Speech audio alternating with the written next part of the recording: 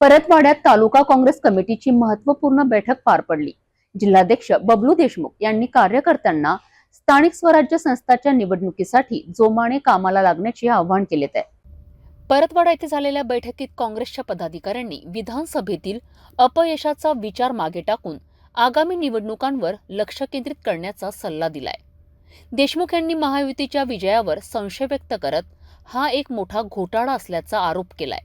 या बैठकीला काँग्रेसच्या अनेक मान्यवरांसह कार्यकर्त्यांची उपस्थिती होती। गेल्या 3-4 महिन्याच्या आधी विधानसभेची निवडणूक झाली आणि त्याचं चित्र आपल्या डोळ्यासमोर। त्याच्या 3-4 महिन्याआधी 6 महिन्याआधी तर्फे विजय महाविकास आघाडीने संपादन केला होता आणि त्या 3 महिन्यानंतर विधानसभेची निवडणूक झाली। आपल्या अचलपूरचीच नाही तर आपल्या अमरावती जिल्ह्याचीच नाही तर पूर्ण महाराष्ट्राची जी परिस्थिती तुम्ही पाहिली, म्हणजे जी इंदिरा गांधी काँग्रेसची जेव्हा भयंकर चालती होती, 70 वर्ष काँग्रेसने या देशावर महाराष्ट्रावर राज्य केलं, जेव्हा चालती होती तेव्हा अशी परिस्थिती झाली नाही।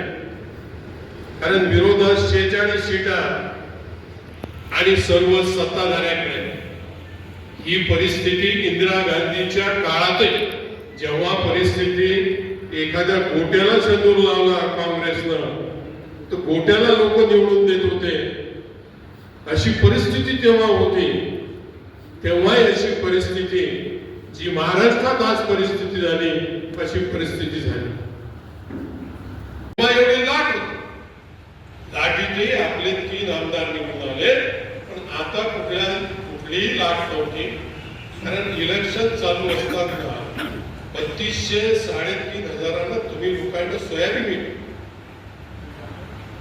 म्हणजे हा रिझल्ट असा लागला की या सरकारवर कोणीच नाराज नाही, सर्व घटक या सरकारच्या सोबत आहे, या पद्धतीने रिझल्ट लागला। पण तुम्हीच लोकांना सोयाबीन 3200-350 विकली, तूर काय भावाने विकली, कापूस काय भावाने विकून राहिले, काय विकला, संत्र्याची हालत काय झाली, म्हणजे पुरा शेतकरी बर्बाद झाला। तरी ज्या लोकांना बर्बाद केलं त्या लोकांना ताकदीने बहुमत मिळालं, म्हणून कुठंतरी काहीतरी गडबड आहे। आपल्या कार्यकर्त्यात आपले नेते काही कोट नाही, सर्वांना ताकदीने मेहनत घेतली, प्रत्येक गावात मेहनत घेतली। काही गावात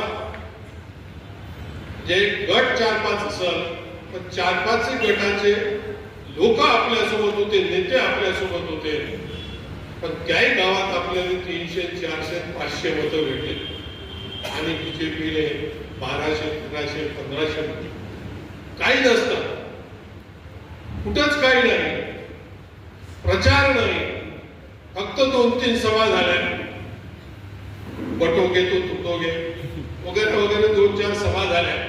त्या सभा लोकसभेतही झाल्या,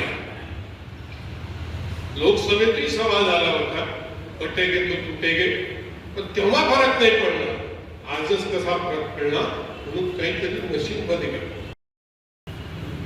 असो, ते काय आता वापस येणार नाही। कारण जे झालं ते आता कोर्ट कचेऱ्या त्या सुरू आहे, ह्या कोर्ट कचेऱ्या आपल्याला माहित आहे का 5-5 वर्ष, 4-4, 10-10 पुढचं इलेक्शन होत होतं, निकाल लागत। म्हणून आता आपल्याला येणारी नगर परिषद आहे, जिल्हा परिषद आहे, पंचायत समिती आहे, त्या सगळ्या निवडणुकीवर लक्ष द्यावं। तालुका काँग्रेसच्या या बैठकीत आगामी निवडणुकांच्या रणनीतीवर चर्चा झाली। पक्षाच्या कार्यकर्त्यांनी नव्या ऊर्जेने तयारीला लागण्याचा निर्धार केला आहे। पुढील काळात या निवडणुकांमध्ये काँग्रेस कशी लढते हे पाहणे महत्त्वाचे ठरणार आहे.